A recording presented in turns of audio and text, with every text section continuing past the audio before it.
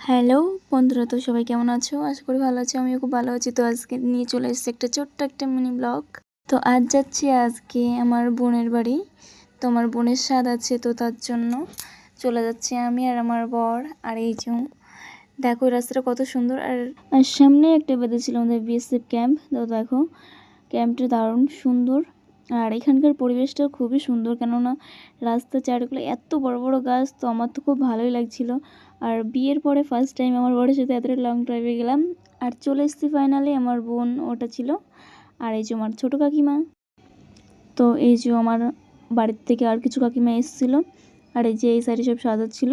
আর এই যে আমার বর একটু একা একা বসে বসে একটু বোর ফিল করছিল, তো আমি একটু দেখে গেলাম। আর এই যে এদিকে সব খাবার টাবার পুরো রেডি। তো যাই হোক, আর এই যে হচ্ছে আমার বোনাই। তো আমি তো যেয়ে দেখছি এখন আমার বোন রেডি হয়নি। তো এই যে আমি যাচ্ছি, এবার আমি যে রেডি করাবো। এই যে দেখছি শাড়িটা কোনো রকম পরে দাঁড়িয়ে রয়েছে। আর এই যে ফাইনালি রেডি হয়ে গেছে। তো কেমন